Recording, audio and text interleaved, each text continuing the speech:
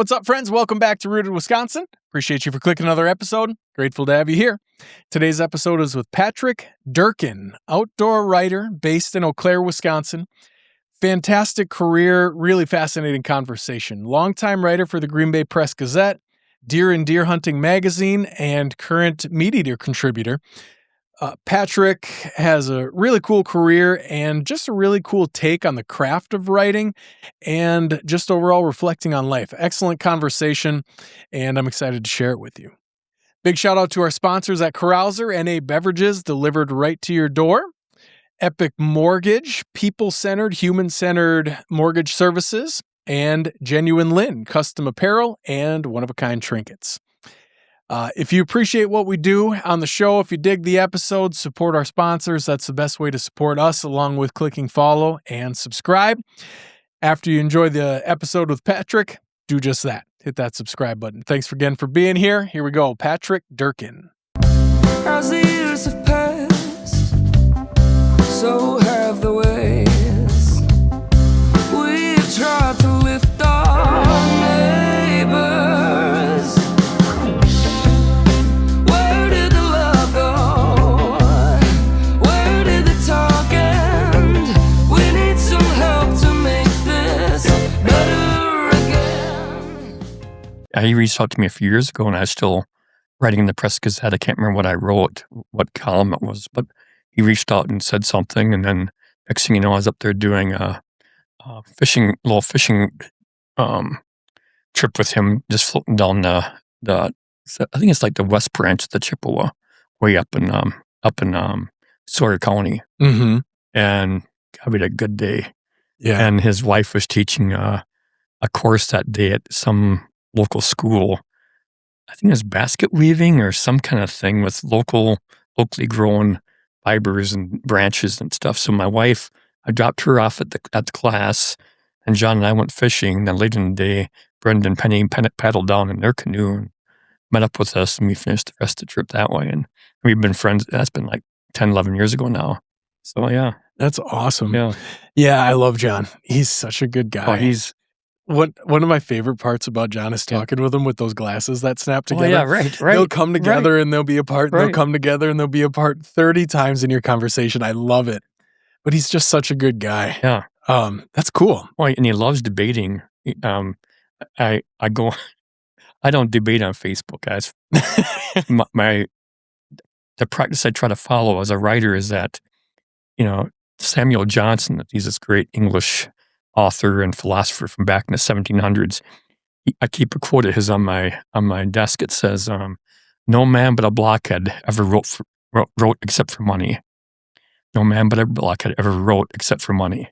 So every time I find myself writing for free in any kind of format, I start thinking, you're throwing away what little worth you have. Yeah. When you're always giving it away on Facebook and whatever. And so when I go on Facebook, I try to just do friendly stuff, family stuff, friend stuff.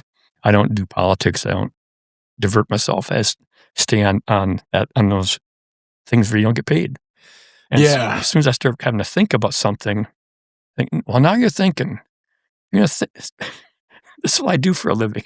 So, yeah, absolutely. And it's like anything else. I think, that comes in life where we all have areas of specialty. Yeah. And then, it's easy to let whatever it be, the lines of friendship or the lines of communication or wanting to help somebody, blur the lines between, okay, this is like I have this skill, this thing that I can make. But then, you get that elbow shake and it's like, hey, can you give me a hand? Or I get that a lot. Yeah. Especially, I talked about it on the MeatEater podcast a few years ago. Was one thing I was always good at from my early days in newspapers is writing obituaries. Okay. For important town people who had died. They'd, if somebody, like a former mayor or whatever it might be, if someone died, hey, Dirk. That was my assignment for the morning, to do a basically glorified obituary about the guy. Yeah. And so, even to this day, I get tasked writing obituaries for family and friends and stuff, and those I give away. But I got contracted one time from that MeatEater podcast where a family down in Illinois, in the Chicago area, a famous architect down there died. And I get this phone call one day, and they said, "Hey, I heard you in the MeatEater podcast, and Steve talking about your respect for a good obituary, and would you write our fathers?"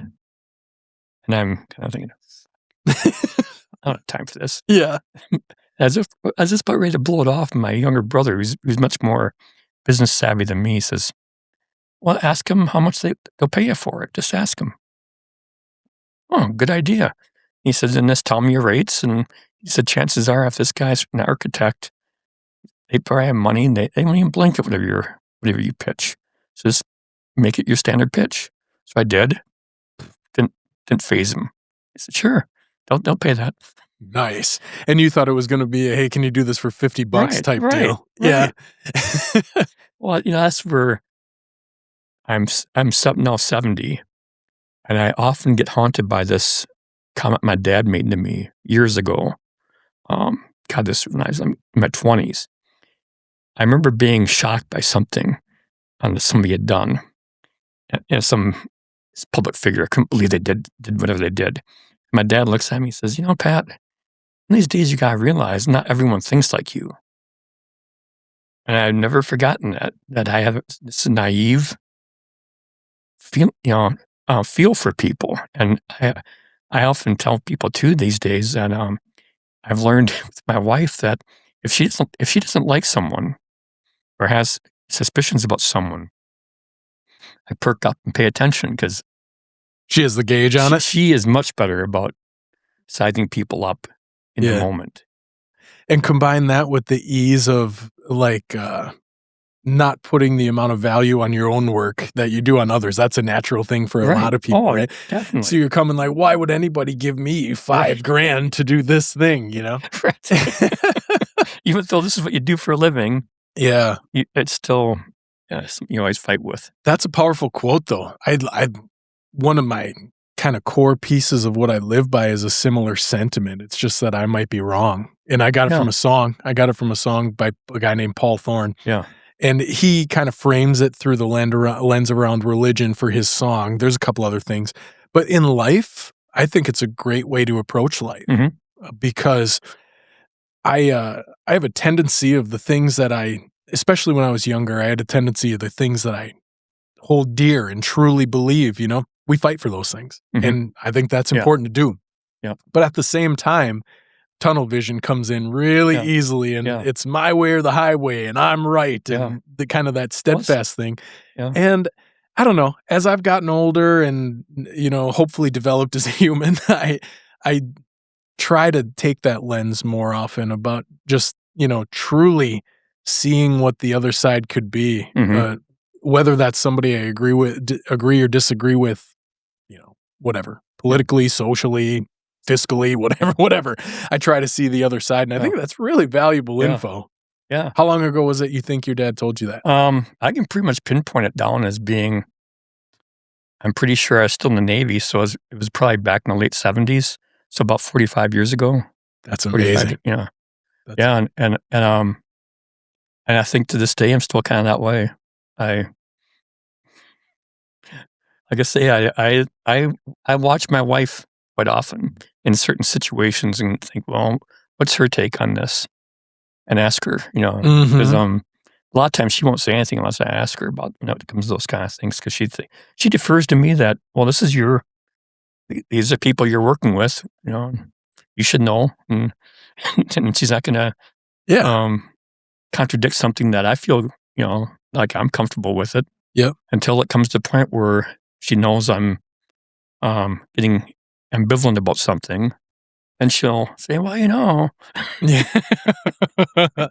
That's awesome. Are you this is something I think about quite frequently too. Are you and your wife complementary personalities, would you say? Yeah. Because one of the little observations I've made a number of times is it's just something that hit me one time.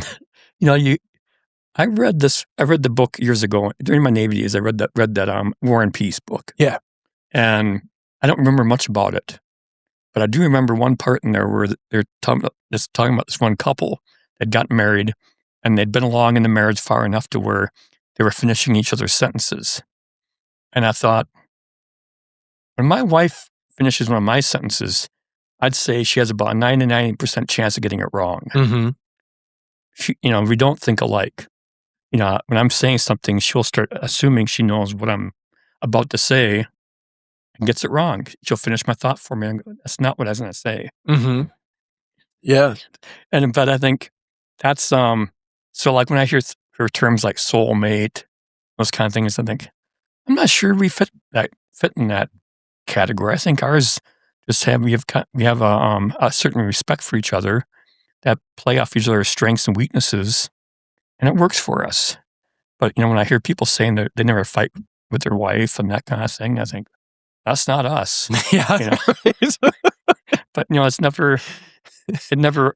The fights never override the underlying love. But you just think sometimes, God, we just do not think alike in some ways. But then on other things, though, I think more important things I think like politics, we're pretty much in lockstep there. But we come from, really different backgrounds. She's from New Jersey, I'm from Madison. And so some things that overlap, but other things, no, they don't. Different religions, everything. Mm. So I think that's a tremendous strength, to be honest with you. My wife and I are similar. We think about the world and see the world in a different way. Mm-hmm. And similarly, either side, me finishing her sentences or her finishing my sentences, it wouldn't happen. It would, neither of us would know. But I love that you mentioned the underlying respect, because that obviously has to be there. Mm-hmm. But it's similar to life, right? Like the best teams have a diverse blend of talent. Oh yeah, on them. And our talent is very diverse. Mm-hmm. She looks at the world most of the time, like outside of like being a teacher or a podcaster. If somebody asks her what I do, she's right. like, I don't really, I don't think she thinks about it. I don't think she knows. And like a lot of my interests and hers don't overlap. But what does overlap is the love and appreciation for each other, mm-hmm. and the kind of awareness of the situation. That's really important.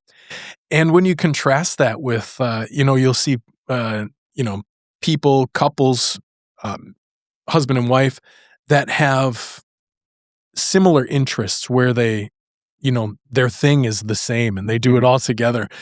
And I don't know. I envision a lot of things with that. It seems like the ego pull would come into that mm-hmm. more frequently. Whereas like if two people like complement each other, it's like, you do what you do. I'm going to try to put you on the highest mountain that I can.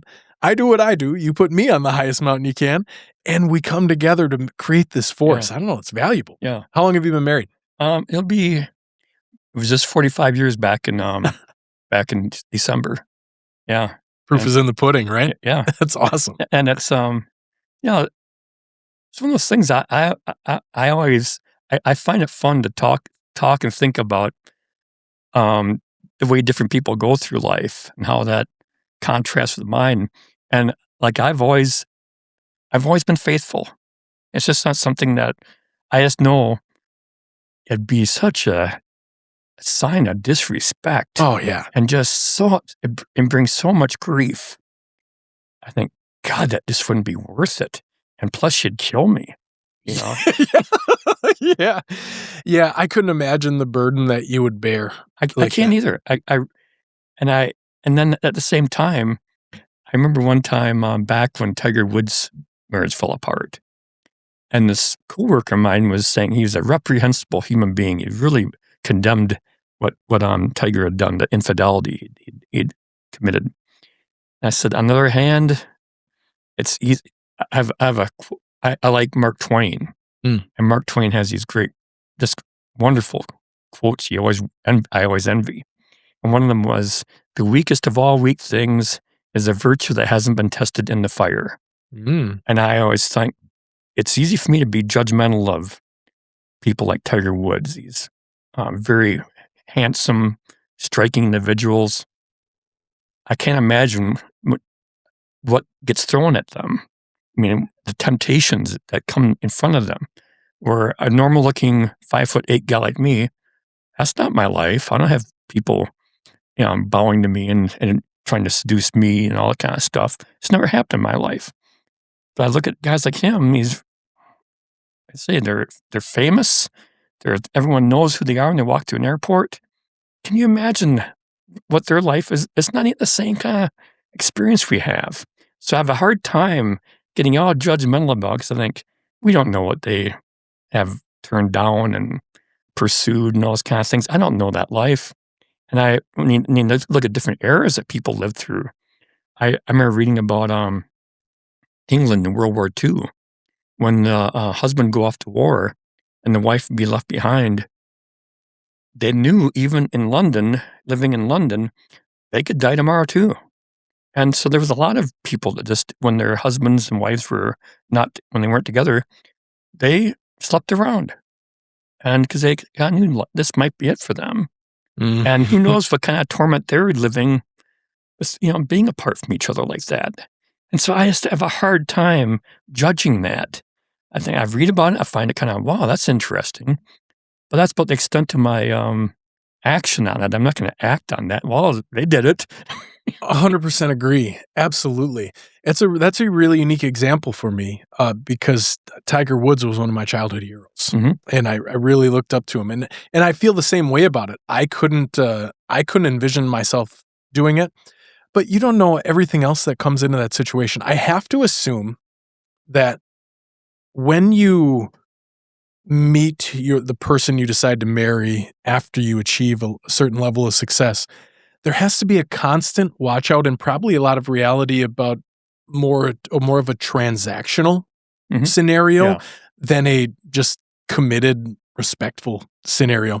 And I didn't have anything when I met my wife, so I know that it's not that, and I have to assume that affects how you navigate life too. And then there's the whole other thing of, like, for someone to be the best in the world at something, you're wired differently, right? And that has to come into play in your social relationships too. It's funny, him and Kobe Bryant, and really not so much Brett Favre. Mine was more Aaron Rodgers, who has so far lived a straight and narrow for the most part. But like, when you think of the prior three, they're pretty big scandals. Now, Brett's went a different direction, and I'm glad I wasn't as connected to him as I was but Kobe and Tiger. Like, I started playing golf at 10 or 11 years old because of Tiger Woods, and just thinking how cool he was and seeing him change the game of golf. Yeah. And then all this stuff comes out, and I remember being in your exact seat, feeling your exact same way. Like, that's kind of a bummer. I couldn't do it, but he's a golfer and a human separately. And I remember that was a huge thing when it came out. Everybody was throwing blades. Right. Oh, yeah. It's great. I see, like, for me, my big lifelong hero has been John Kennedy. Okay. And then when it came out that, he was basically ran like a frat house at times, running around on his wife. Yep. But I realized, well, it's a different era, different mores, different things he grew up in. And you look at all these famous people in history: Franklin Roosevelt, Thomas Jefferson. Awful lot of infidelity in that. And again, another thing quote that comes to mind is Henry Kissinger, when he was famous back in the 60s and 70s. He was not a handsome man by any means. I don't know if you can picture him at all, but he made a comment one time that power is the greatest aphrodisiac. Yeah.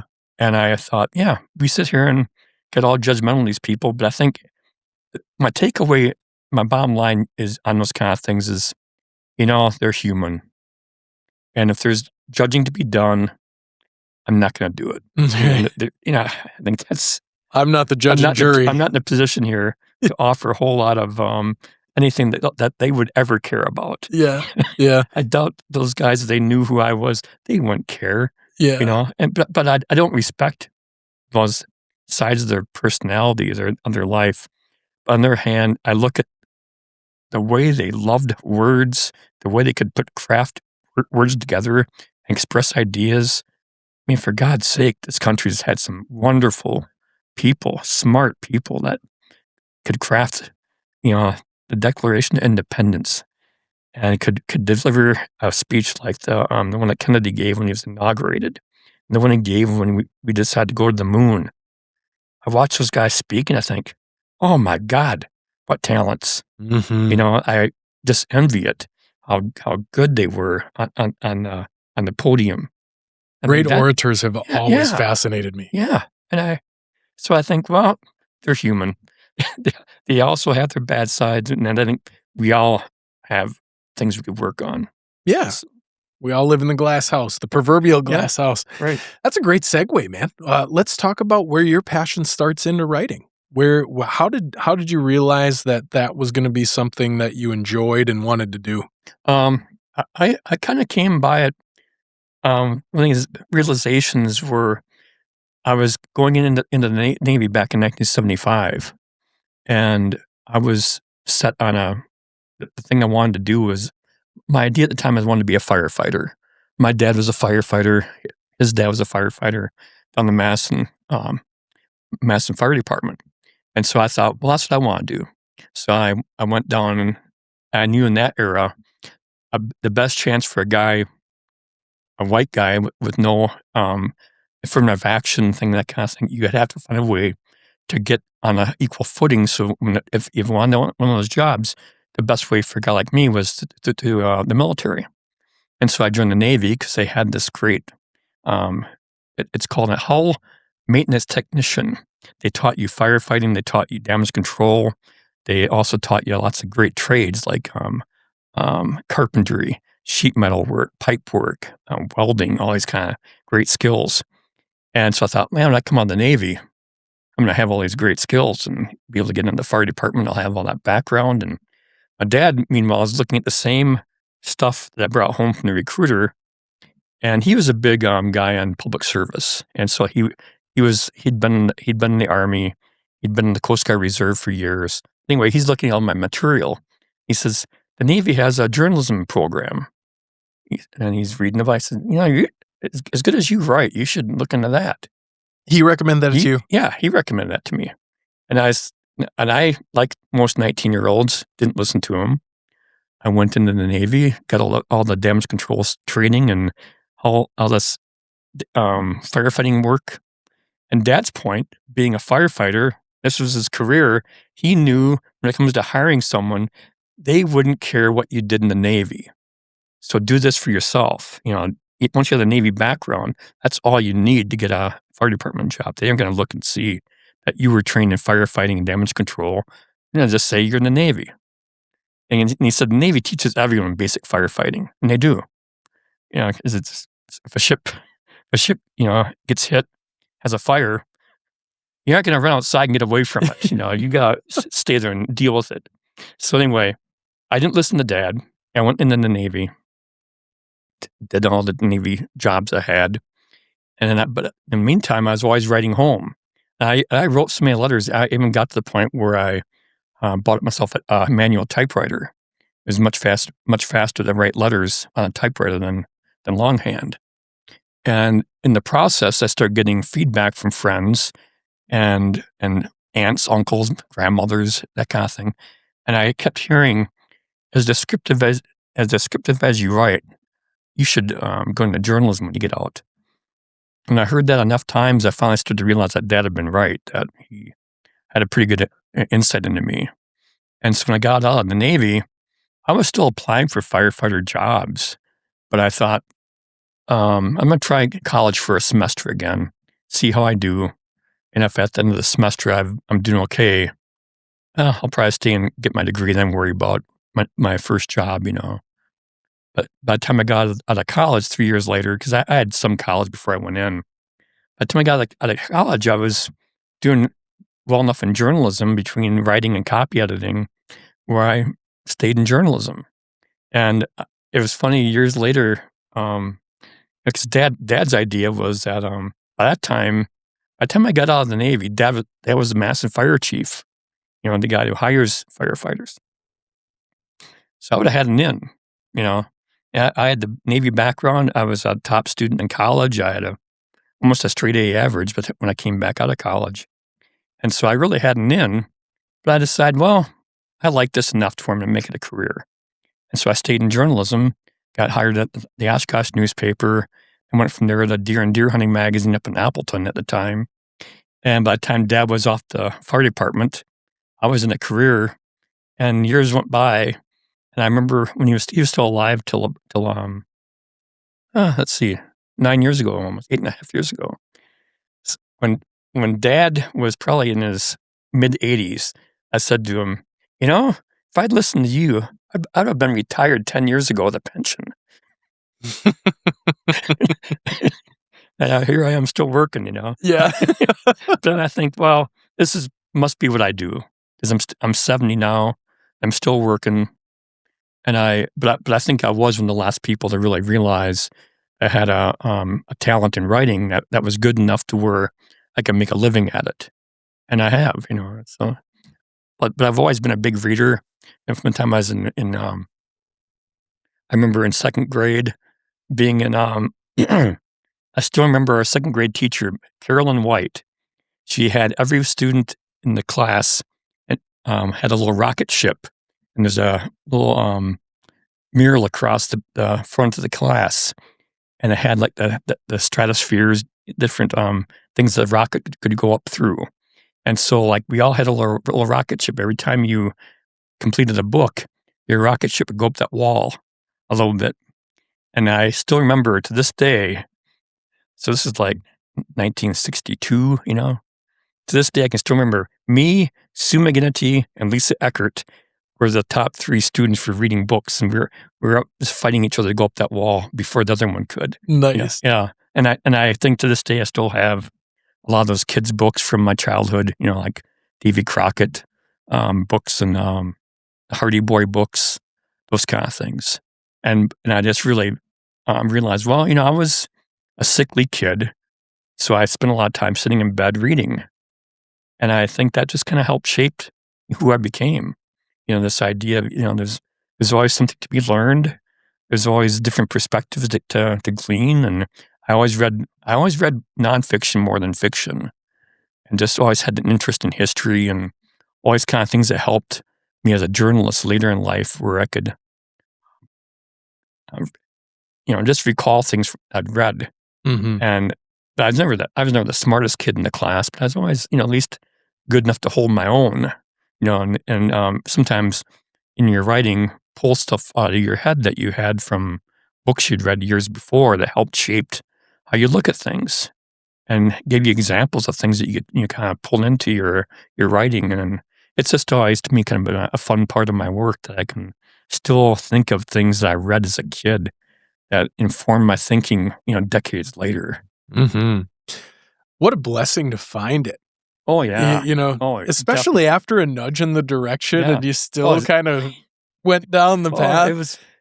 It was really, it kind of tells you too, though, your life can go in lots of different directions Yeah. really easily. Mhm. And I'm sure if I would have gone and followed the path that I had when I was 19, that I had in mind, I'd have probably had a good career. I still think I could have done it. I think I had the right temperament for that. Mm-hmm. And that's one of the reasons my dad pushed me into it, because he knew I didn't have a fear of heights.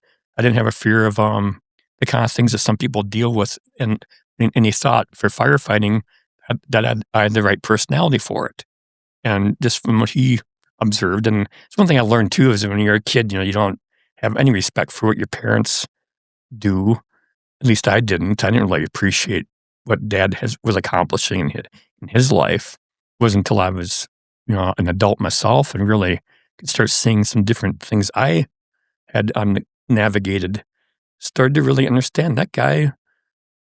He had his faults too, but God, he was a sharp guy, and never finished high school, got his GED, and went on to become the mass and fire chief. So you think, yeah, if you're motivated and you have that perseverance and the intelligence and the talents, who knows where you can take that, but it still comes back to you and what you do with it.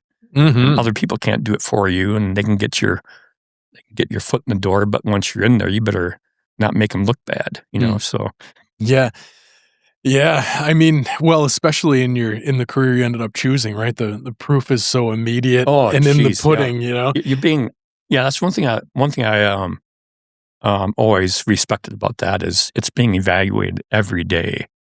Yeah. Every time you write something. And that's always still the advice I give people who have me talk to classes about there's journalism classes or English classes, freelancing seminars and stuff. You have to give every article you write your best shot. And sometimes your best shot's going to be not what you like, but forgetting the time constraints it might be, or whatever it might be, or the topic. You still owe it to your readers to give it your best shot every time, because you never know which thing they're gonna read, inform their opinion of you, and I also know too that you can't dwell on negative feedback from people either. I mean, I get plenty of that. People who don't like a take I have on something, an opinion I offer on something, they're not afraid of telling you what they think. And that's well and good. And that's and that's really the ethic I have is that this is the United States of America. They're entitled to share their opinion, and they're the one reading the newspaper. If they don't like it, or the magazine, or they listen to a podcast, they're entitled to their opinion of you and what you say. And you can't fault them for that. I mean, I might not like it. When people say, "Oh, I invite criticism," I think, I don't invite it. Yeah. I'm going to get it whether I want it or not, Yeah. Yeah. And there's probably an interesting, well, there is, because I mean, like you said, it goes to a lot of creative realms, but they're not saying your writing sucks. They're saying they think your opinion sucks. They told me that too, though. Oh, really? Oh, yeah. What leg do they have to stand on? The keyboard warrior saying, right. Well, that's what you take. Can't believe you use the Oxford comma. It is interesting. Well, one of the things I remember being fascinated by when I was a young reporter down in Oshkosh, that's probably like in my late 20s then, and I remember covering school board meetings and city council meetings and seeing, they have these every city council, every school board, they open the meetings usually with public input, and natural resources board from the DNR, whatever it might be. They usually have a public forum. And that was really the first time in my life I remember being being naive that an adult would stand in front of a public body and talk nonsense and be so convinced that their nonsense has credibility. Yeah. And I just think, what world do these people live in? And I remember being just so shocked by people standing up like that in a public setting and making a fool of themselves and not realizing they just made a fool of themselves. So there's a really strong connection there to something you said earlier about the debate and comment section on social media. It is flabbergasting how many people will read a lot of times nowadays, it's not even the article. They'll read the headline of an article Definitely. and develop this staunch opinion about something and just be comfortable shouting it from the rooftops. Oh, yeah. And like anybody who read the actual article reads it and like, you're an idiot. I had an article just recently. Like every time I write something that goes on my own website or goes on the MeatEater.com or goes into a newspaper like Wisconsin Outdoor News and other papers that carry my column, I post links to that stuff.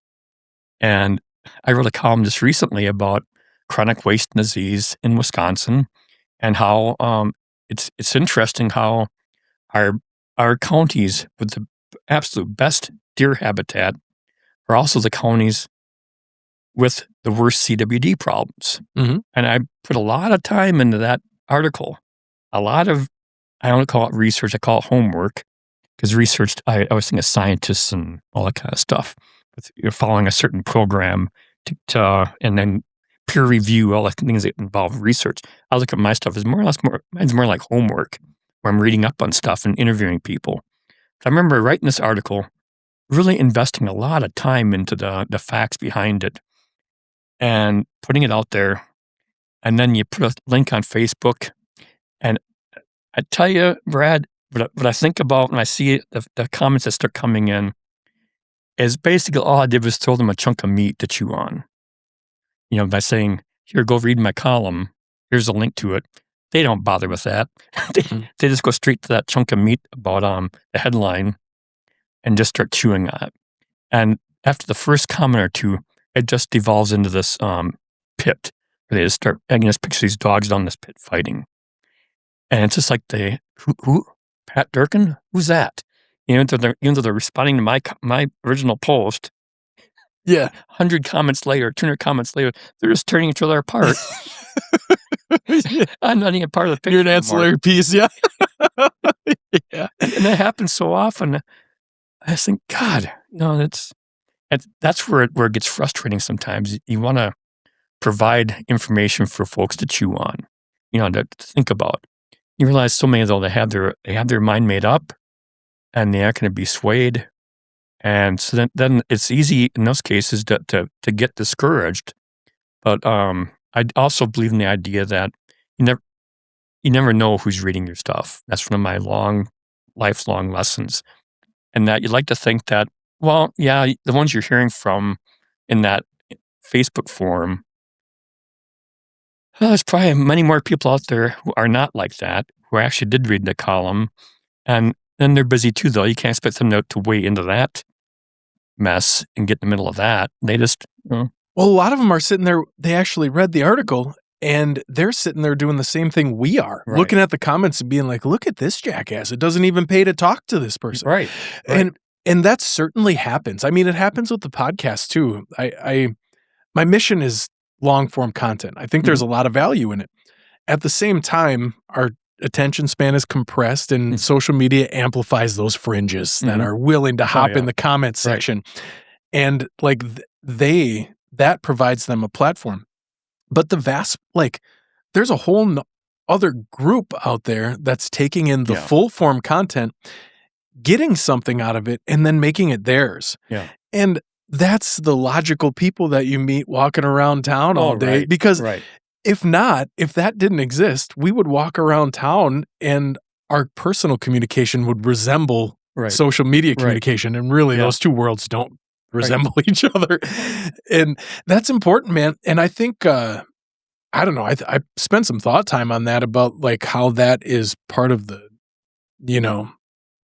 de-evolution of our society in a way of amplifying that as opposed to critical thinking and curiosity and all these things that are so valuable. Yeah. Yeah. I one of the things I lament a lot with the development of social media and the internet, all these kind of things that came along about halfway through my career was when I was a kid, one of the things I still value is I was a newspaper carrier. I delivered newspapers for like 3 years on the bicycle, and I'd say in the neighborhood I lived in the west side of Madison, I bet you that newspaper that I delivered, the Capital Times, in the afternoons, in the State Journal on Sunday mornings, I bet you it was probably 60 to 70% of the people living in that area got the paper. I mean, I didn't bypass too many homes. Most homes got the paper, and so they're all reading kind of from the same information source, and then there's good local news.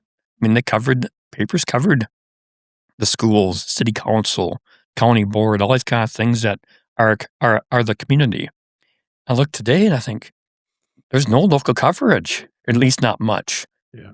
Not enough for most of us to really know what's going on down in City Hall, in the schools, and all those kind of things. And really, what are these issues? And most people think the only thing we talk about is budgets. And there's so many things that communities should be aware of.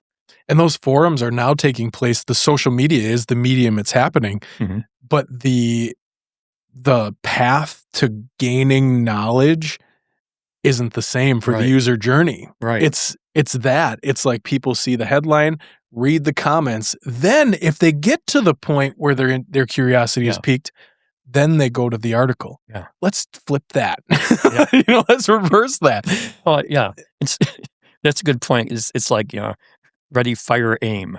Yeah, And exactly. but on the other hand, you do know, like we were talking about, there are people. I like to think most people, because when I look at the feedback I've gotten over the years, I'd still say 80-90% of my feedback is positive. I hear from some real nasty people, and some of these nasty people stay after you for years. They just never let up. But I like to think too that it's one of these little nuggets I got from my dad. I like to tell a story. Dad was, like I say, the fire chief in Madison. Before that, he was the union president for the local firefighters. So he saw from both angles, the management, administration, and also the rank and file. He always kept his name in the phone book. His address and his name was always in the phone book. And so sometimes we got these angry phone calls at home. And my mom didn't like it. My grandmother, who lived with us, she kind of rolled with it. And she was proud of her son. And she didn't get too blown away by it. But Dad always kept his name in the phone book. And I asked him one time, years later, because I always thought it was kind of an interesting thing, that you didn't have to have your name in the phone book back then. You could pay a little fee and they'd keep it out. I asked him, why did you always keep your name in the phone book? And I thought I'd just get like I don't know, type of answer. But he had thought about it. And he said he always, every time he had that thought of taking his name out of the phone book, he'd tell himself, the people of Madison pay my wages. Therefore, they should have a right to, if they don't like something I said or done, they can call my home and yell at me, leave a message if nothing else. And when he came into his days as a union guy, and then the chief position, newspapers and radio, TV were always calling the house, looking for interviews and reactions. And he never took his name out of the phone book. He called them back. But I learned a few tricks from him. I asked him, well, when you became chief, what was that like? And he said, well, if they called me and caught me off guard with a question, I'd say, I'm really in the middle of something right now. What do you want to know? I'll get back to you in a couple minutes. And they'd tell him what the topic was, and they'd come up with a few ideas and then call him back.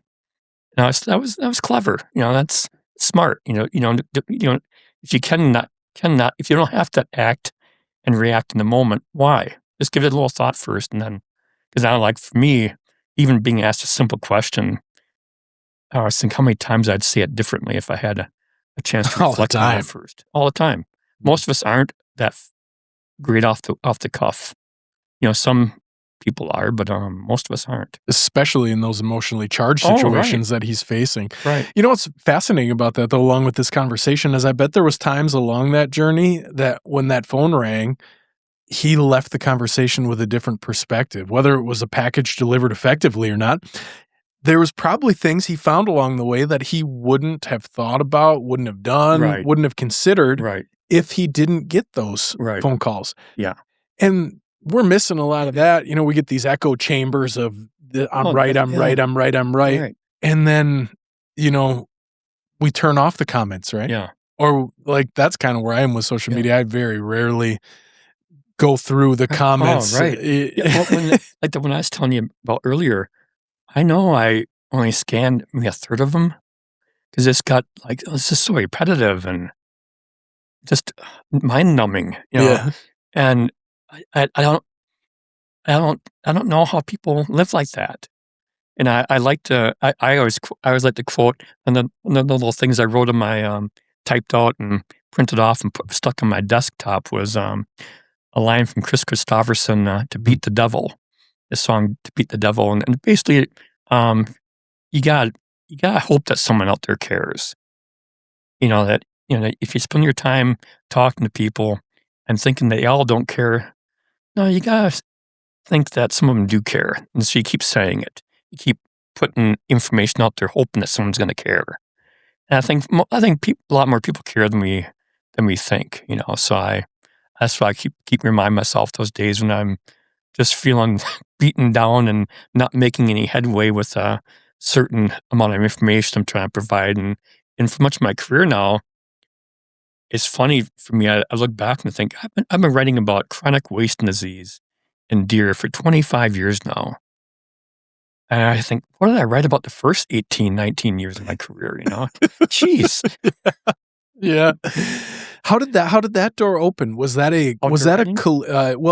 deer and deer hunting was a big portion of your career, right? Yeah, about 11 years. Yeah. How did that door open? Was that a collision of interests or? Yeah, definitely. Okay. Yeah, my when I started off in newspapers, it was I started working in the sports department in Oshkosh in 1982. I was still in college at UW Oshkosh, but I knew because I thought at the time if I could get into one aspect of journalism, it would eventually be outdoor writing. And I really liked the idea of being an outdoor writer for a newspaper. In the Milwaukee Journal, I grew up reading the State Journal in Madison. Milwaukee Journal always had outdoor writers. And by the time I was in my college age, mid-20s, I really thought, God, that's what I'd really like to do. Mm. And I knew just from my hanging out at the Oshkosh newspaper that the way you get into the outdoor page in most newspapers was through the sports department. The sports editors typically controlled the outdoor page. They dictate how big the outdoor page was and how much space they gave it. And so I knew that's where I had to get in front of sports editors to get their attention. So my early days, like when I was still in college, and then my first 2 years at the newspaper in Oshkosh, I worked in the sports department.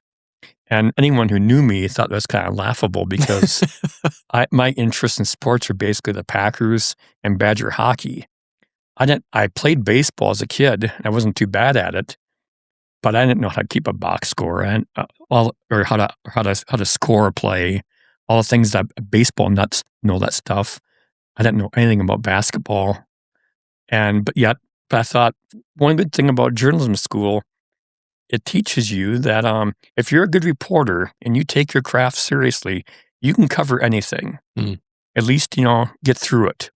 And so like daily newspapers, you get thrown in almost any kind of story when you walk in. You might think you know what you're going to do that morning, but you don't. Something happens and off you go and you're covering a fire, covering a bad car accident. Who knows what it might be? So it's really good training.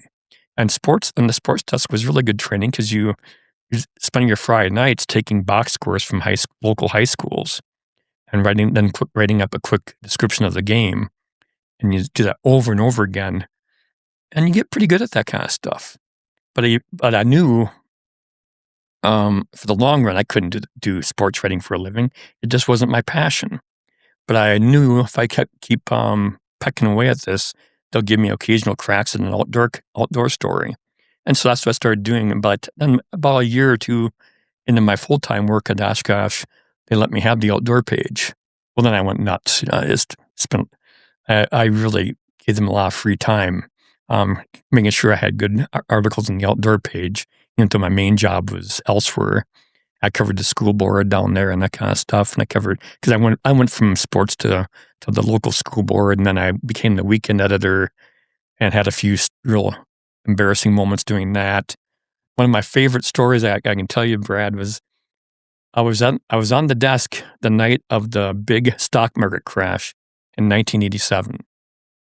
And the AP wire, the Associated Press wire, used to come in on different feeds into your computer. And I was kind of new at the job, so I didn't know there was one wire stream that came in that had everything in it. And I didn't have to go through and pick all these different streams coming in. Somehow that wasn't trained into me. So I missed the stock market crash. It was like the one night I never watched TV that night. I was in a hurry, sat down and got working on getting that newspaper out the next day. And I always remember it was Saturday morning when the paper came out. I remember walking into the Menards in Oshkosh, and in those days they had newspaper racks. I remember walking past the Milwaukee Journal, Milwaukee Sentinel newspaper rack, and big, bold headlines about the stock market crash. And I thought, I'm going to be fired today. because I didn't have it in the paper. Yeah. And when I went to work, I worked. I didn't get called. My boss didn't call me. But when I showed up for work Tuesday morning, she called me in their office and said, and she knew I knew I'd messed up. And she said, "What happened?" She was giving me the chance to save my butt, basically. I told her I just missed it. I didn't try to lie my way out of it. I said I missed it. And I said I haven't slept for the last 2 days. I felt so stupid, you know. So I described what happened that night. And I remember she called in my other boss and explained what happened. And he said, "Well, don't you know that if you do this and do that, that feed will always be there with all the news, not just the ones I was pulling down and pulling stories off that didn't have the stock market crash, you know." So anyway, that was my one of my, well, without a doubt, the biggest embarrassment of my life. Oh yeah, for a career. Humongous. They at least they took the situation and probably reflected on it and said, "Okay, we should have taught him where this comes from," you know. and then their defense, they probably thought I knew that, right? Because they had given me training, but for some reason I didn't know that little aspect of it. So you didn't get fired though? No, I got chewed out pretty good. Yeah, and just basically made clear that, you know, there's just some things you don't do, and one of the things you don't do is you don't miss the evening news. Because in those days, there's just three news channels. And if I just watched the evening news like I had done every Friday night until then, that night I didn't. And even probably just the 10 minutes, right? Catch the pre-sales if there's anything you're going to have to cover. Yeah. But I think those kind of things, they're good experience to live through. And even losing a job, those kind of things are good things to live through, because you learn that you move on. Yep. And no one has time for it. No one wants to hear your sob stories. And then when you get a situation like missing the biggest story of the year, basically, yeah, you're going to try to BS your way through that one. Good luck. You know, I don't have that skill. Yeah. And yeah. I lost a toenail off my thing. I had to go to the ER. Oh, right. Yeah. Oh, I feel that as a teacher. Yeah. I feel that. The stories crafted are great. Well, and that's, I think if there's one piece of advice I always keep reminding myself is, don't make an excuse. Yeah. Just don't, because no one respects it. And even if it's true, it's just not going to land probably, There's just, I think that's one of those hard realities of life that doesn't matter what it takes. You get the job done. Yeah. You get the job done. You start shoveling and do it, It's, yeah. Yeah. Or, the flip side of the coin is you decide that the job isn't worth the effort, or it can't be done, because life happens, there's all stuff around you. Oh yeah. But yeah, when you say that this is what you're going to do, doesn't matter if there's a great excuse or not, it still doesn't get done at the end of the day. Right. Yeah. And a lot of it does come down to your own individual talents and interests and ethic and whatever it might be. And, I just like to think that if we all give it our best shot every moment we have, that it will make a difference at some point. And I never had, in my career, I've never had a 5-year plan. When I hear those kind of things, I think, God, the only plan I've ever had is that you have to be ready when the door opens to go through it.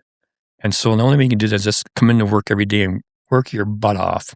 Give that person, whoever's paying you, the full worth. And even if it's beyond what they're paying you, it's better to go that direction than to underperform. I remember I had a freelance guy one time tell me that if they pay him $200, they get a $200 article. If they pay him $500, they get a $500 article. And I always think that's too much thinking. Just give them your best shot every time. Yeah. And then the next one ends up being a $1,000 article because you did. Yeah. Well, yeah, because, again, you don't know who's reading it.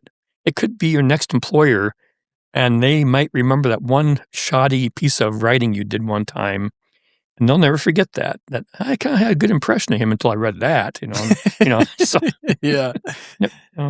What does that look like as a writer? Because I was listening to, I can't remember who the interview was with recently. I feel like it was a Rogan episode, but I can't remember the person.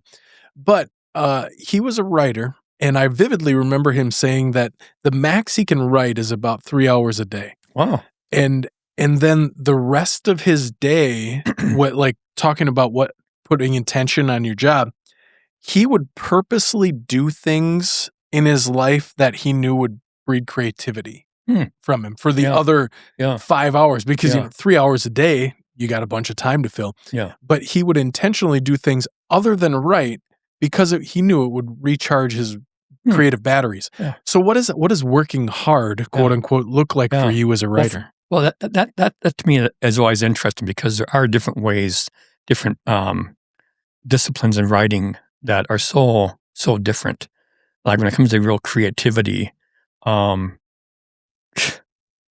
think one of my stories I always think is more indicative of a newspaper guy's approach is, do you remember Andy Rooney?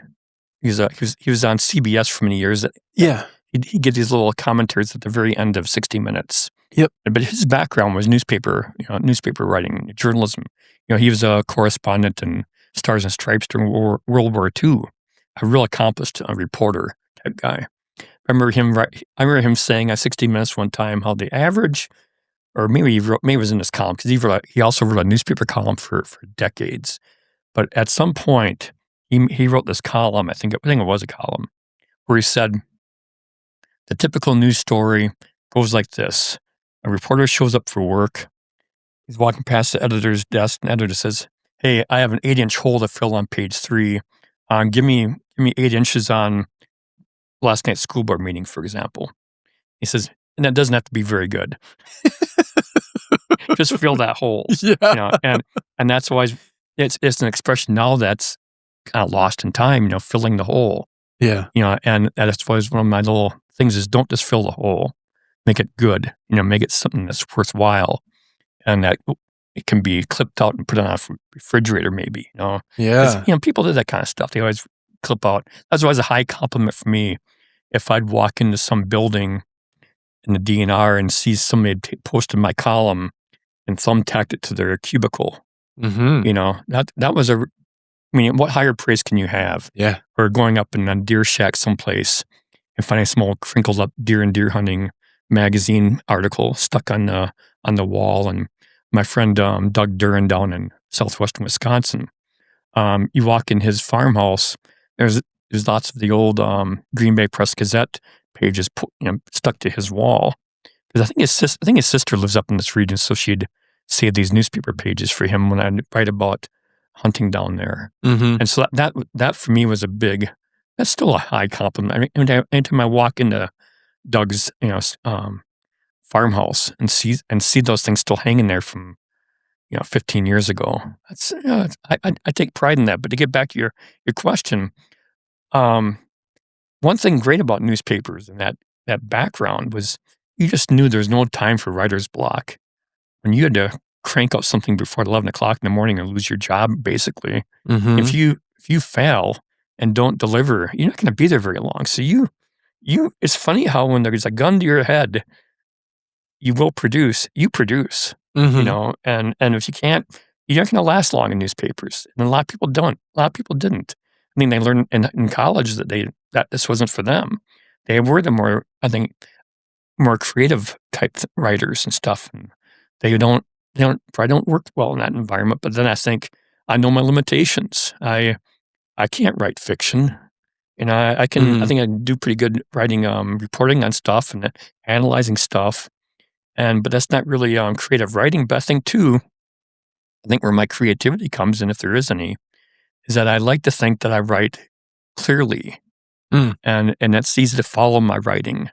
And if I remember reading one time that this nun used to teach writing, and that one of her comments, I'll never forget her saying, if you have to read a sentence more than once to understand it, it's not a good sentence. Yeah. And so when I read some of these wonderful things like Faulkner wrote or something, I think, I can't follow this. Word mosaics, yeah. I can't follow it. Yeah. So I think I'm just not smart enough to follow that kind of writing. And so therefore, obviously, I can't write like that. Mm. And I think there's not many people out there who can probably read it either. So Yeah. you know. Yeah. Funny story about Doug. I had a day scheduled with Oh. Doug to come on the Oh, podcast, good. Yeah. and he thought it was going to be a virtual interview. Uh-huh. So I said, I only do in person, man. So we're going to schedule it down the road. Sure. But Yeah. but yeah, I'm hoping to have a chat with him too. Yeah. God. Yeah, he's a former history teacher. I don't know if you knew that. No, I didn't know Yeah, that. yeah, he taught history years ago. Okay. Yeah, so that's his background. Yeah. Maybe that'll be the extra carrot I dangle. I got to get him to drive the 4 right. hours over. Oh, right. and well, those kind of things are all those little human connections like that. Yeah. But yeah, I listened. I like to listen to like on the MeatEater podcast. Steve has a lot of book authors. Yeah. And I always think I've never written that kind of book. Where I've written a couple. I've written one hunting book where I basically did most of the writing for a guy, and it was his name on the book and my name. You're the ghostwriter. Yeah, it was more or less a ghostwriter. Yeah. I mean, so I've done that. I've done some compilations, but the latest compilation I did was just for some family members of my late friend Tom Heberlein. I hunted from his deer shack for like 25 years almost. So I wrote a lot of columns based on the hunt around there or something that Heberlein said that inspired me to write something. And so I had a lot of articles I wrote about the shack, about the hunting there, and about Heberlein and his ideas and stuff. When he died, we actually buried him. We did a green burial. So I wrote about that, and burying this guy in the middle of winter up outside his shack up in Aston County. And it's an interesting experience, and I hope I conveyed that in my article. And because I do, it's one thing when it comes to creativity and stuff and how you go about doing it. The one thing I do know about writing good, strong stuff is that you gotta write it while it's fresh, while you're still hurting, and you need to have a little reflection just a couple of days if you have that luxury. But in newspaper writing, especially, which is kind of going by the wayside, there was never time for reflection. And I always respect these guys who can cover a Packer game, whatever it might be, and crank out something at deadline that's actually readable the next morning. It's not many people can do that. I just really I try to respect other people's talents, and not get jealous of them. Just respect what they do, and they can do it better than I can. And like this is a tangent, but in the hunting and fishing world, there's a lot of competitive flexing that goes on. Guys really like to if you shoot a big buck, you're gonna have a ton of critics backstabbing you, saying, geez, he didn't do that, or he did something wrong, and always find some way to try to drag you down. Or you catch a big fish, and they always, God, there's a lot of petty stuff that goes on. And I honestly, I've just never really cared. I go fishing with guys, and I think it's because I have that journalism background and being in the boats with a lot of different fishermen and hunting from a lot of different deer camps over the years. You realize real quickly there's a lot of guys out there who are much better hunters and much better anglers than I'll ever be.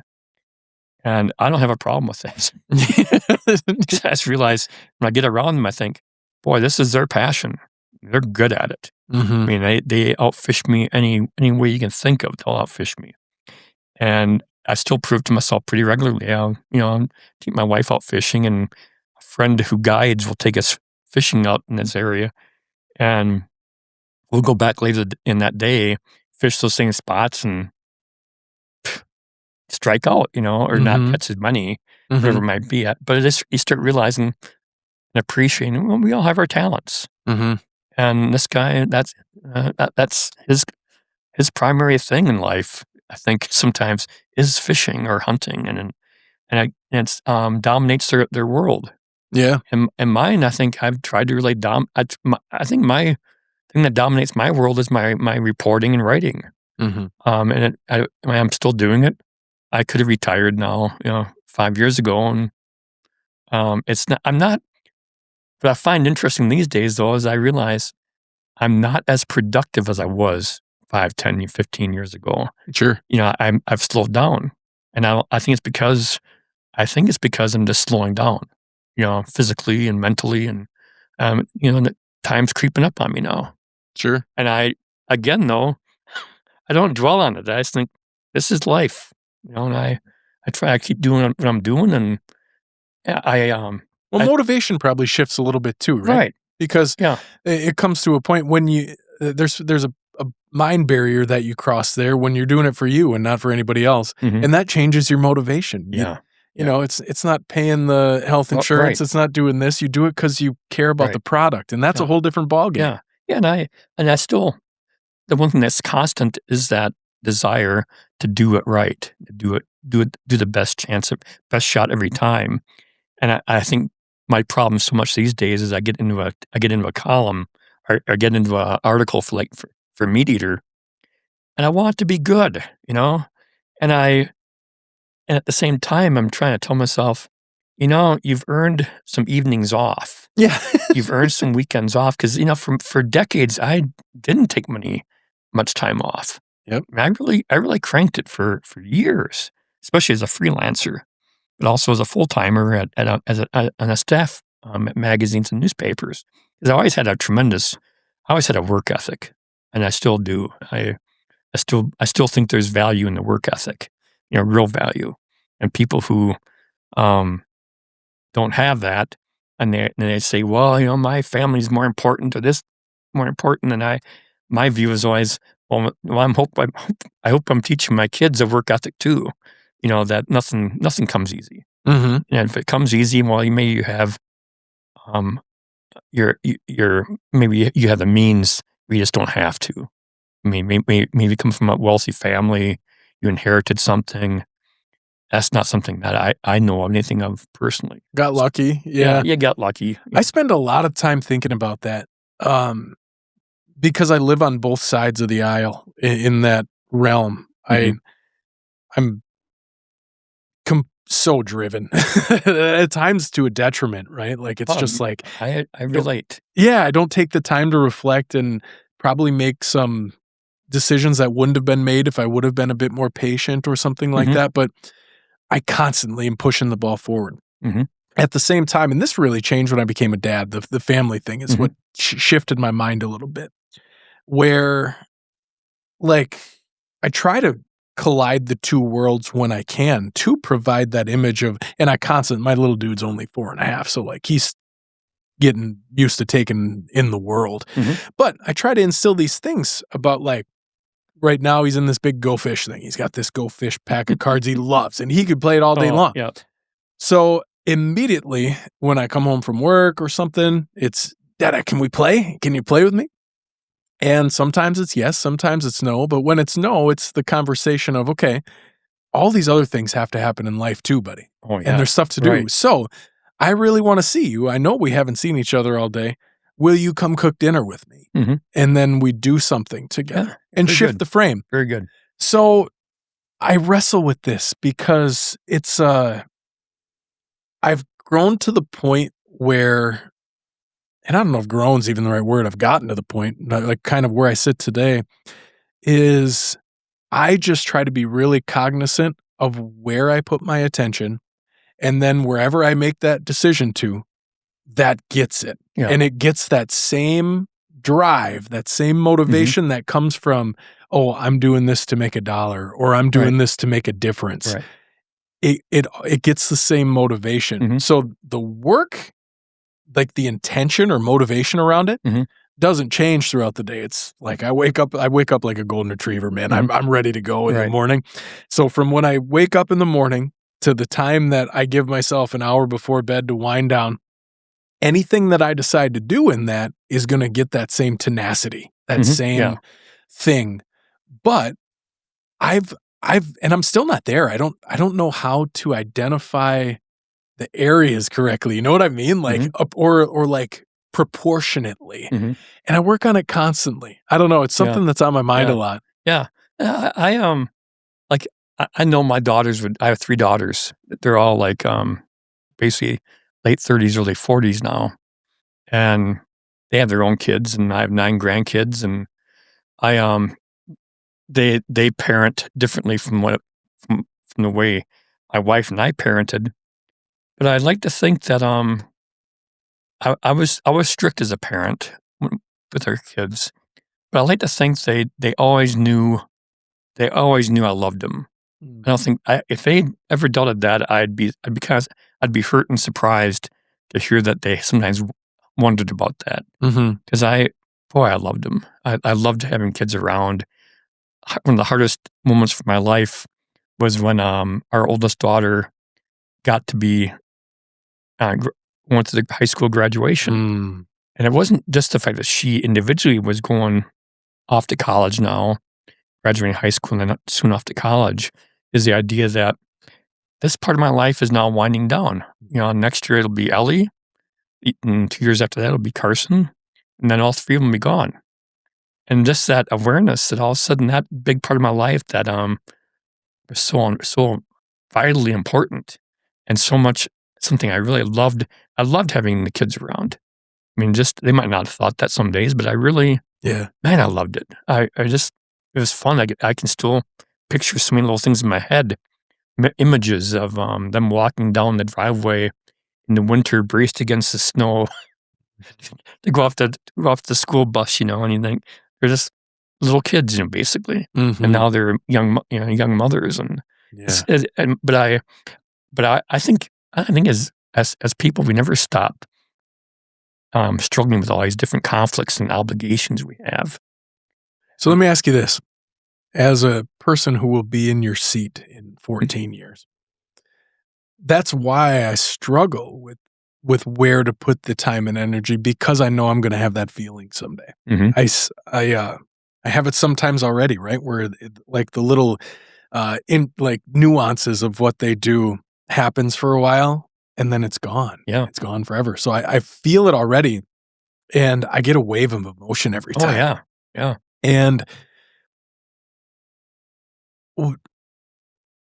let's put it plainly like this. If you looked back on it, being driven like that and working a lot, would you change anything? Probably not. Yeah, probably not. And when I hear one I used to hear a lot, people would say to me, when you end up on your deathbed someday, you're not going to say, "Gee, I wish I would have worked a lot harder." Yeah, that kind of sentiment. And I think, I don't know, I might have. I might, because I think it's because I am so lucky. I have a career based on something that just fits me naturally. It wasn't like I said earlier, it wasn't something I ever felt myself being pulled in that direction. I didn't see it coming. I was the last person to see it coming. But once I was in it, it was never easy. I never found it easy. But I do find that's kind of who I am. There's this a great line that John Prine, the singer-songwriter, had many great lines, but he has this one line, I guess I'll have to work it out in a song. He has these thoughts, he's got to work them out in a song. And I think that's kind of the way I am about writing. I kind of think I know about something. I have a decent feel for it, but I have to work this one out, and I don't always know what I really think about a certain issue until I actually sit down and write it. And then by the time those few hours go by, I have a much better feel for, okay, I guess that's what I think about it. Yeah. But man, going into it, you don't always know. But I at least I'd like to think that I don't just throw stuff out there before I think about it. Yeah. I think when you do that too often, you come across as a BS. Yep. BSer, and I don't want that. And because I one thing I really realize about myself is I'm not the smartest guy in the room. I'm seldom the smartest guy in the room. I've worked with a lot of people in my life, interviewed a lot of people in my life, realized these are really smart people that just catch things much faster than I do. Yeah, they have their weaknesses too, because everyone does. But you realize there's some people who just really are smarter than us. The to go back to John Kennedy, when I hear some of the things that he just said off the cuff, or his brother Robert, the things they could see off the cuff in front of a big room of people, I think these are smart people.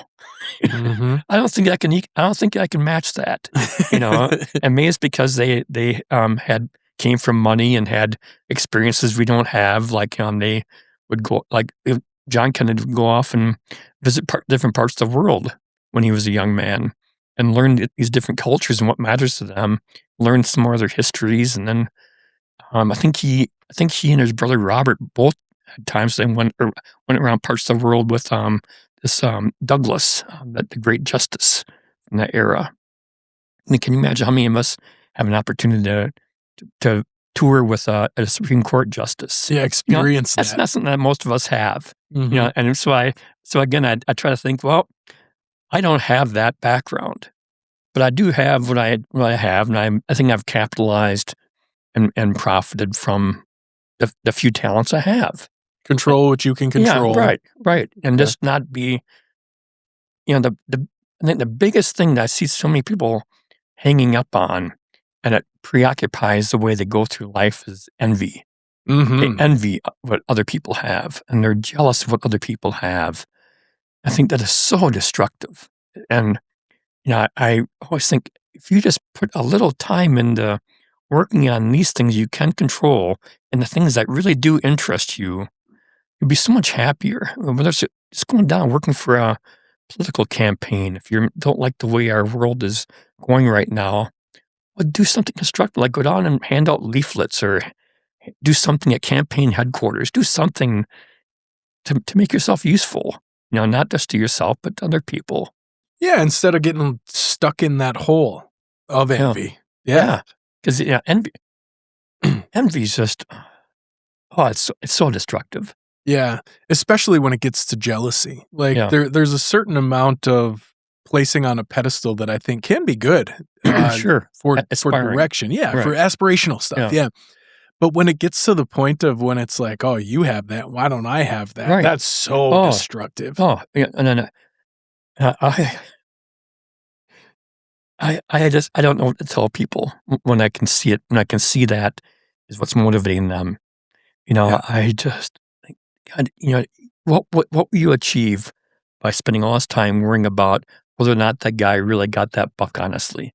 Yeah. Unless, because it's usually things that some people really dwell on are so trivial. Yeah.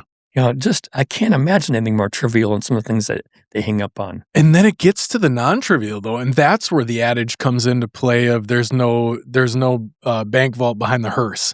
That's where it comes in. Yeah. Because you didn't do it for the dollars, man. Right. You did it for the output, and that's a completely different shift.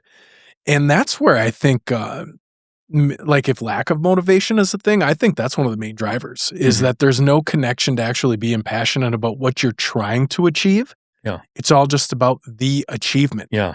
And once that comes into play, it's going to affect the product anyway, because then you get to this thing of like, you'll do whatever you do. Yeah. It's wild. Man, there's been a Chris Christopherson and a John Prine so far. I have a feeling we have very similar music tastes the way this is going. Mine kind of atrophied, but the only modern singer, younger singer that I listen to a lot, not a lot, but when I run, when do things, where I just can listen to music, be like Lady Gaga. Okay. Because I think it's because I can't sing. And I listen to her sing, and I think I've seen her sing everything from Christmas carols to her own stuff, and Julie Andrews' Sound of Music type songs from the Sound of Music. And I think, what a talent! Mm-hmm. The range she has in that voice, from this real, just almost a guttural sound sometimes, to just hit any note type of talent. I think, holy Christ. I pop on Adele once in a while too because of that. I think she's amazing. You ever see that read with Lady Gaga when they're doing a table read for A Star Is Born when she did that movie with Bradley Cooper? It's amazing, man. She's in a table read with actors, producers, other people working on the movie, and she sings this song. And every head at the table is just awestruck. Yeah. And that has to be like, I love those moments in life when you come across the scenario where it's like a person that can do what virtually nobody else can. Right. It's amazing. I have two that, knowing your music taste now, I have two current people that one person is, I think, equivalent with people like Prine and Christofferson of one of the best songwriters of all time. His name's Jason Isbell. I listen to him all the time. You know Isbell? Yeah. I don't know his work, but I know the name. Oh, man. Unbelievable. And then the other one is the record and the player right now. His name's Tyler Childers. Oh, sure. I know that name. But people, actually, first time I saw Tyler was over by you in Eau Claire at Blue Ox. Oh, really? He was at Blue Ox, and I got to watch his show with my arms on the stage, man. And he was just coming up, and now he sells out arenas around the world. Yeah. But two masters with the pen, man. And that's what draws me into music is similar to your work. It's the words and the story told. Yeah. Doug Duran always amazed me with all the different artists he listens to and knows their work. Yeah. I'm usually of the where I know the name, but couldn't tell you what they sing. Well, it sounds like you're a songwriter guy, though, right? Like if you're mentioning Christofferson and Prine and stuff. I locked on to Gordon Lightfoot and John Prine at early adulthood, basically late teens, that time period, back in the early 70s. Mm-hmm. And I still listen to those guys. They're both dead, and I still listen to them, and I marvel at the talent that especially Prine. I think the things that he, the songs and stories he came up with. Yeah, I just love them. I love the words. I love the wordplay, the way you could take trite sayings and make a song out of trite sayings, and it has a whole different meaning. Just an incredible mind. Yeah. That's when I wish I could pick around in for a little while and see. Oh God, yeah. I love this video. There's a video of him and Casey Musgrave. She's a younger country artist, and she plays her song. She wrote a song called "Smoke Weed with John Prine." Sparkling with John Prine. Yeah. And she got a chance to sing it to him on stage. Yeah. And just watching his satisfaction in that moment. Can you imagine? I love it, man. Yeah. I love it. And like there's nothing else well earned, right? That's when your intention is just in the process. Yeah. How reflective and great in that situation where you're sitting here singing, okay, here's a next generation musician coming up. And she wrote a song about this, about me. Yeah. And I don't know, Burn One with John Prine, like watching her sing it to him. Well, it's charming. Yeah. Yeah. It's endearing. I watched an interview of Gordon Lightfoot late in his life, and he was talking about some of his favorite songs and stuff, and someone suggested, I can't remember how it played out, but someone suggested For Lovin' Me, his song For Lovin' Me. Okay, yep. It was a big, Peter Paul Mary made it a huge hit back in the early 60s. And Lightfoot says, I hate that song. And because he was an old man now, and he realized, he said something like, how could I have written something that would hurt someone so bad? Because he basically wrote it off of his first marriage. And, that's what you get for loving me. Just, throwing it in her face. Yeah.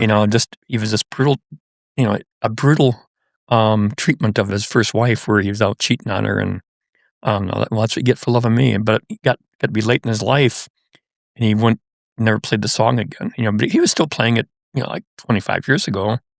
But at some point in his old age, he had his regrets. And I loved reading some of his late interviews in life because really realized that guy had a lot going for him in life.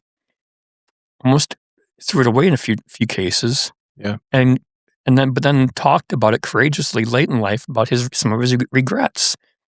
And because I think he really realized it's not nice to do these things to people.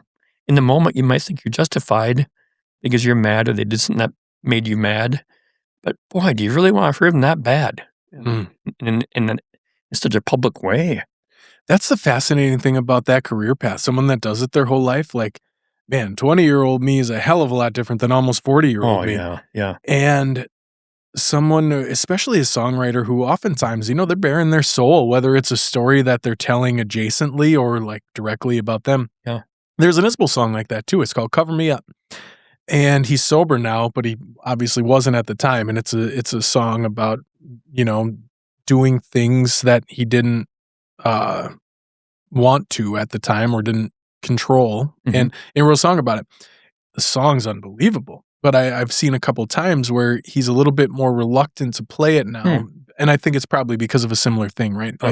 Like we grow as an individual, and when your whole life has been creating from your perception of the world, that perception shifts so much that it's like a lot of times it's not, oh, I'm just tired of playing this song. I've been doing it for 20 years. It's that story isn't me anymore. That'd be hard. Yeah. It's fascinating, man. It's you talk about creativity though, and that's where I think the singer-songwriters, I always think about all those notes are out there. All those notes have always been there. But some people can take that knowledge of music, make songs of all those different notes, a different song that's never been done before, maybe similar but never quite the same, and then put lyrics to it and make it work. I think, God, that's a lot of talent coming into one location. Yeah, in one mind. It's just, that's something I don't possess. And, our next guest is a musician today. Oh, really? Yeah. Cool. She's from Madison too. Oh. One thing I want to talk about before we wrap up, though, how did the MeatEater work start? How did that door open for you? We talked about walking through open doors. Right. How did that door open? Well, that again goes back to my friendship with Doug. Okay. Doug Durin. Doug started reaching out to me, I'd say in the late 2000s, like 2007, 2008, that time period. He'd always invite me to come down deer hunting because he knew I hunted nearby on my uncle's farm. My aunt and uncle had a farm nearby. And I was always busy and I always already had a place to hunt, so I was never in a big hurry to get over there. But eventually, through email and stuff, we had enough exchanges where I just felt like, geez, I should just go down there and hunt with the guy someday. Seems like a decent guy. We didn't always agree on stuff, and we still don't. And sometimes, like any good friendship, you sometimes just go, what the heck? You got to have it. Yeah. Yeah. Well, I think, too, that it's like a marriage, like a good friendship. You have your ups and downs. Yeah. And you understand that you don't want everything to be, if everything's seamless, you really don't have a friendship. You have, I don't know what you have. It's just it's a more facade. Yeah, it's more or a facade. It's more superficial. But But Doug kept inviting me down, and finally went down there and hunted with him for a day. And I actually ended up killing a deer. The first time I was ever hunting on his farm, had a fun time dragging it out. His buddies came over and helped and stuff, and then we stayed in touch. And we exchanged stuff back and forth. And he'd even come to my defense sometimes in these readers' forums in the Press Gazette. Because it was online back then, back in the 2000s. Yeah. And people would be beating on me about something, and Doug would jump in there and think, oh, thanks, Doug. Because I want to take time to go in there and argue with these guys. Yeah. But, well, then about a year after I first met Doug, he said, hey, would you be interested in coming down? It was back in the days, the old holiday hunt after Christmas. And it was, he said, I have a writer coming in from over in, he's from Michigan, but he lives in New York now. Told me Steve Rinella's name. I said, no, sure. I didn't know who he was, but then it hit me after I was down there and talking to Steve. It hit me that I know this guy because my wife had one time in the year previous to that had said, hey, there's going to be a guy on, it was on National Public Radio, interview with Steve Rinella. I can't remember who interviewed him, but they had him on, and I went into when the program came on, I was skeptical from the start because I thought so often in my life, in my career, I've heard hunters get on a nice platform like that and really not do a good job. Absolutely. And just not really do hunting. Put I think a realistic, heartfelt view of hunting and perspective on hunting. A lot was defensive, simple, not stuff that I could respect. So I went into it skeptical. But then as this guy talked and answered questions, boy, I started paying attention. I thought, this guy's good. And by the time it was over, I thanked my wife. I said, "Thanks for letting me know about this. I never would have listened to it if you hadn't said that." And I realized that's the guy sitting across the room from me right now. And it was just really, geez, I realized sometimes I overlook the obvious. It's right there in front of me, and this guy, even after he made that big impression on me on the radio, I still didn't go and look him up Mm. and really dig into his stuff and realize he'd written some really good books already and done other stuff. And it wasn't until I met him at Doug's I started to make this connection where it became more immediate. Then I went back and read Steve's books at that time was American Buffalo and The Scavenger's Guide to Haute Cuisine. I liked his first book, the French cuisine book, a little bit better, but they're both so good. Anyway, so Steve then became familiar with my work, and every now and then he'd call and ask me, well, who's a good contact at this magazine or whatever it might be, or on this topic. He had one to me asked me about how many deer do they figure that are in North America now, or something like that. And I'm always, my guess was like about 30 million. But I said, I think it's about 30 million is the best estimate, but let me double check. And he said something like, I thought you just know that offhand, because he knew I did a lot of whitetail writing. Yeah. Read stories about whitetails and whatever. I said, I'm pretty sure, but I said, before I tell someone and say something, I like to kind of verify it.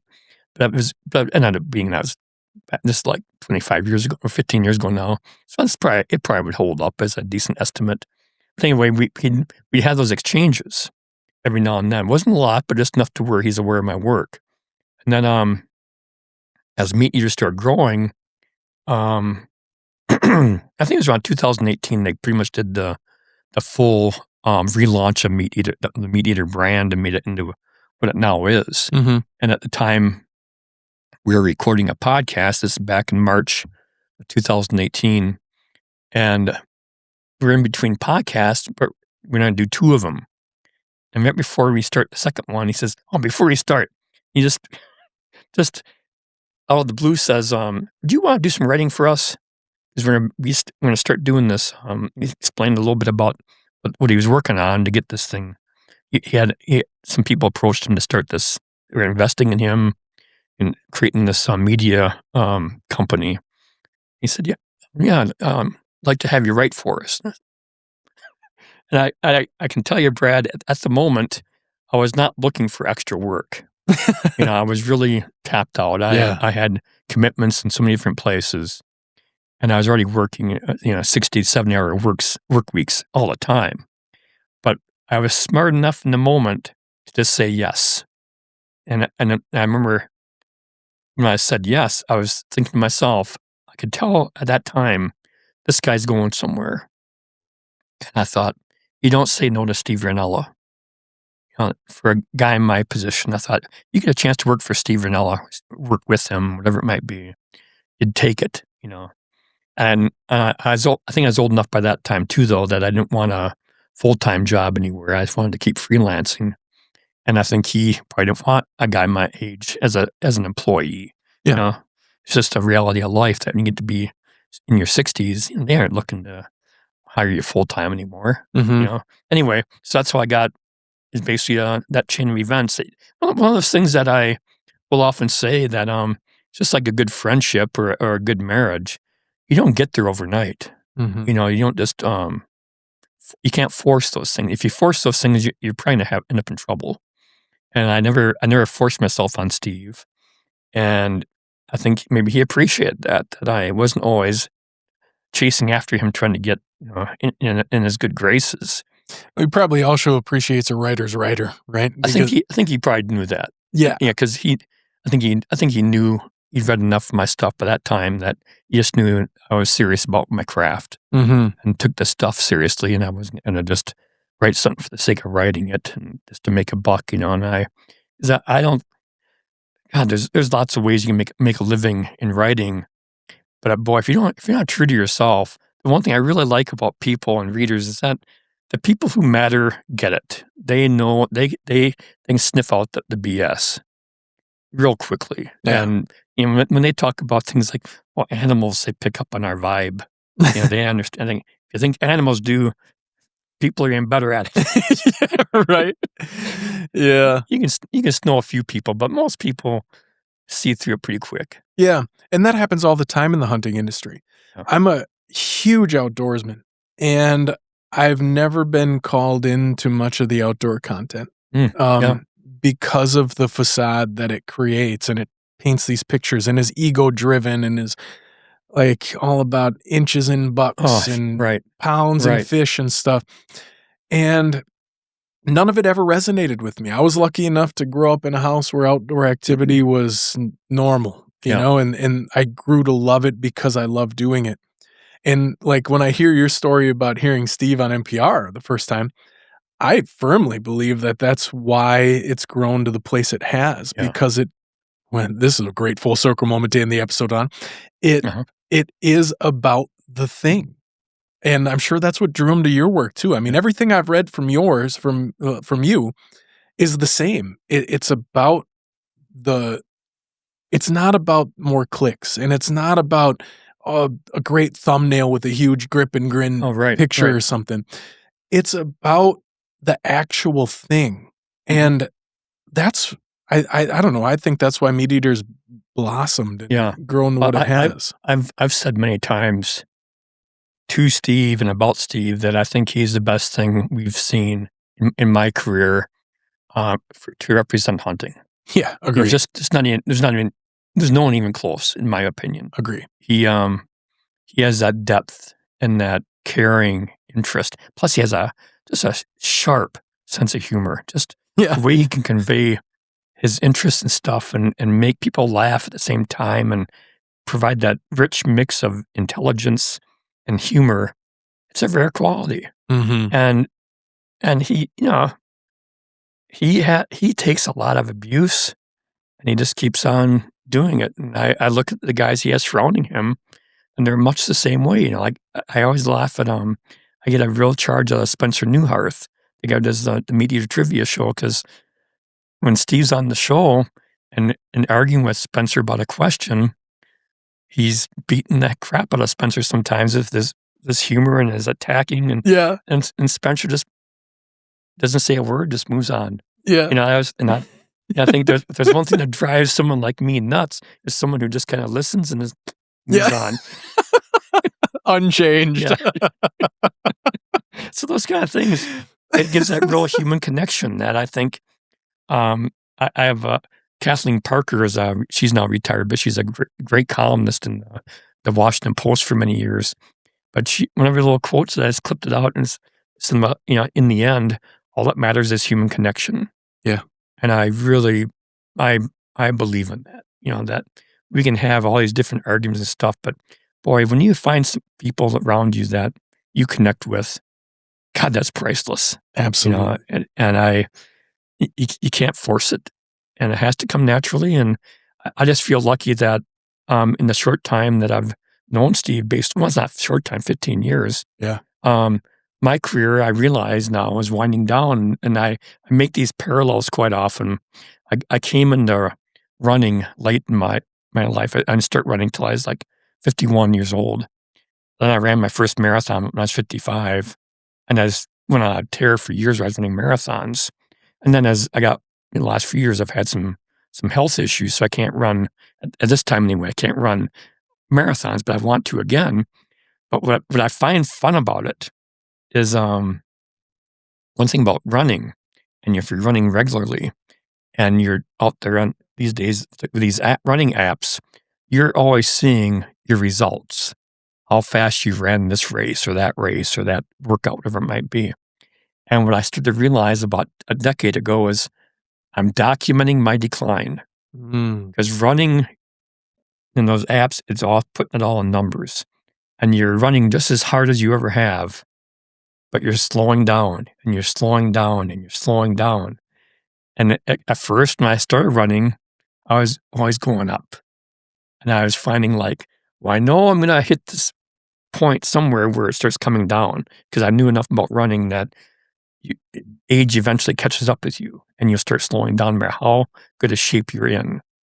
And so like now I'm at that stage, and I start realizing, well, physically, I've documented it. Mentally and motivationally, it's much harder to document that. But I remember one time reading about John Prine, and he said how in his youth, not his youth, but when he was first writing songs, he could take a break on his postal route and he'd write out a song. And one day he talked about how he wrote like 4 songs in one day one time. And he just kind of latches, I can't do that anymore. And that's kind of where I'm at in my career. I think when I was first writing for MeatEater, I was cranking out 2,000 word feature articles every 3 weeks. This is back about 9 years ago. And I realized I could probably still do it if there's a gun to my head, but there's no longer a gun to my head. And so I'm not as productive as I used to be. I still like to think I'm as good as I ever was with the finished product. There's not as many finished products. Mm-hmm. I'm just not cranking them out like I used to. Yeah. Yeah. But I'm still too stubborn to quit. So. Well, for the sake of the readers, I hope you don't for a significant amount of time. I hope the decline is extremely gradual because I appreciate your content, man. Well, you do a great job. Thank you. And you're another one that shines the right kind of light on the outdoor industry and considers what I look at it as the quote unquote right way, right? Or a good way. So I appreciate that. I hope the decline is slow and gradual for you. I do too. Because, another Andy Rooney quote. Andy Rooney, when he turned 80, he wrote, I never thought I'd live to be 80. But now that I'm here, I'm in no hurry to leave. I love that. And then later in life, a few years after that, I come from long-lived people on both sides of both parents' families. My uncle Roland Frank, lived down in Cross Plains, Wisconsin, and then Middleton, Wisconsin. But Uncle Rolly, right before he reached 90, we're at some reunion or something. He says to me, how do you put it? Pat, you know who wants to live to be 90? And I said, don't really know. And he says, anyone who's 89. Isn't that the truth? I thought, oh yeah, we all might start griping about old age and the aches and pains and that kind of stuff. But I think Uncle Rolly and other people in my life, they're all pretty good about realizing that they didn't bitch too much about the aches and pains of old age because they realized what a blessing it was. Every day's a gift. Yeah. And that's something I often talk about these days is I try not to bitch about my aches and pains because I have them. Because I think in my lifetime, I've seen some really, really good people die way too early.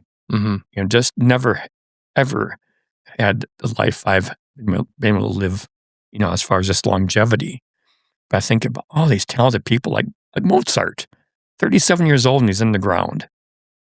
For God's sake, that's not fair. Mm-hmm. I look at all these people like JFK, RFK, even I've outlived even Lincoln now because I think he was in his mid-60s when he died. Saying of all these really good people, just way beyond our level, didn't make it. They got robbed of so many good years of productivity. Where who knows what they could have done in that lifetime. Who knows how else they could have changed the world? Right? Yeah. Yeah. Yeah.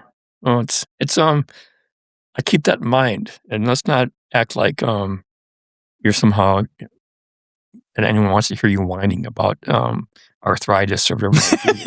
Yeah. Because I look at my fingers and I see the arthritis in them, and I think, well, some of that's probably self-inflicted from a lifetime on a keyboard. Yep. And I can feel certain things in my feet that aren't normal because I ran to flex and act like I'm not flexing. Because I ran 32 marathons. 32 you've done? Yeah. I ran 32 marathons over a period of 16 years. That's bonkers. Yeah, it's an illness, but it made parts of my feet a little numb. I can when I'm feeling around my feet, I can tell there's certain areas of my feet that aren't normal anymore. But I think, well, on the other hand, I broke my left fibula one time hauling out elk meat. I took a tumble and snapped the fibula. Ooh. And when I was getting treated, then a couple months later, I was talking to this doctor. They call his leg doctors, orthopedics or something. But anyway, I asked this doctor what he thought about running and its impact on your joints. And he says, it's much easier to replace a knee than it is a heart. And I believe that Wholeheartedly. You know, geez, you keep that heart pumping. You know, you might hang around a long while anyway.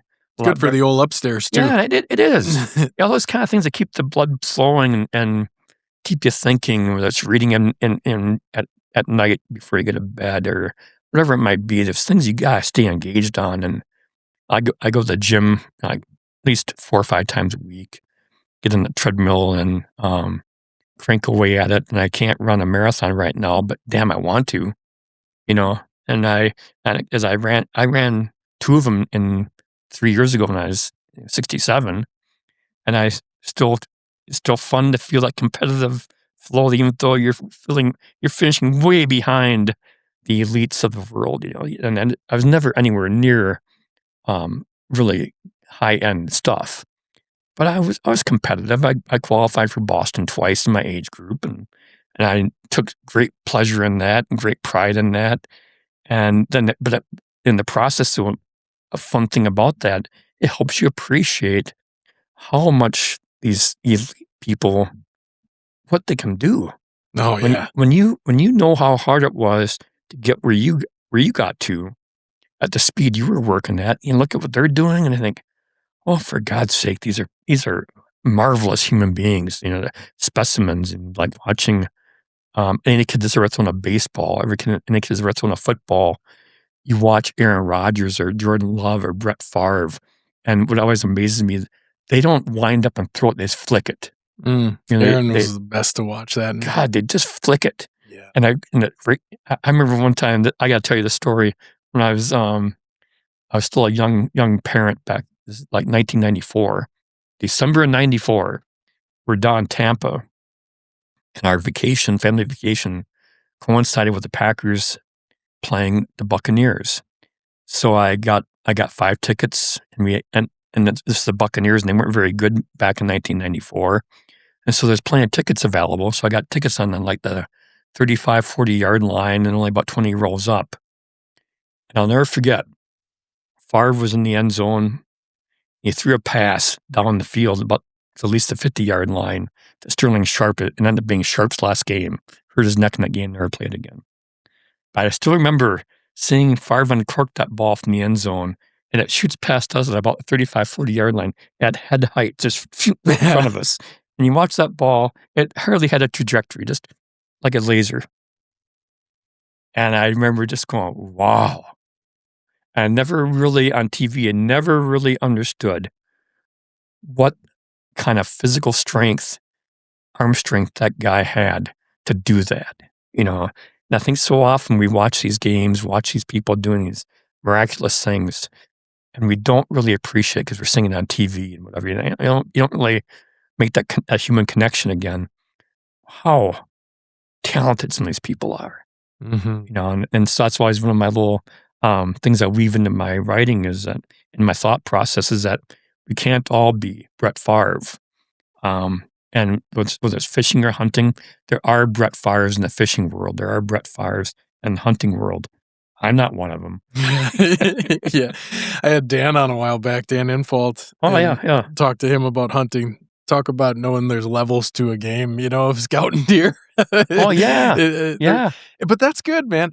Anything in life, it's great to know there's something out there that could humble you in a heartbeat. Oh, yeah. And that's what I find so interesting about hunters and fishermen too, but hunters I know more than I do anglers. You meet these guys that they can get on a deer, they can be out scouting and placing a tree stand, and they see things and feel things that I'm not getting it. I don't know why they put that stand there. I wanted to put that stand there, but boy, they do it enough times, and they consistently do better than I do. I think I wish I had that talent. 100%. I went to one of his scouting workshops a while back after I had him on the podcast, and just the places he showed and his thought process was amazing. Yeah. It's great. Yeah, and it's, I've heard Steve quote me a few times, and it always flatters me when he quotes something I point out, but back in my deer and deer hunting days, this is back in the 1990s primarily. I've worked a little bit into the 2000s, but pretty much the 1990s. But I met a lot of guys when I was editor of Deer and Deer Hunting magazine, this is where I really got that full appreciation for how good some of these guys are. But what was always, I thought, ironic in some cases, not all cases, but in some cases who I can still picture in my mind who I'm thinking of. I'd talk to these guys and I'd ask them what I thought was a real basic question, like, well, what kind of tree was that you were up in? Because there's different trees have different branch configurations, and sometimes that background helps break up the outline and whatever. So I thought maybe there's something where they're looking for this particular kind of tree, species of tree. And I said, they can tell you how high they were in that tree. They couldn't tell you what kind of tree it was. Mm-hmm. I also was kind of interested. They'd be up in that tree stand and didn't know what kind of tree they're sitting in. Yeah. And I thought, well, this is obviously that kind of tree wasn't the final piece of the puzzle. Right. It was something else. It was something else that they have going for them. Yeah. Thad, I appreciate your time. You bet. Thank you for coming. It was great chatting. Yeah. And hopefully we can start one of those roller coaster ride of a friendship from here. I hope so. I appreciate you. Good talking to you. You too.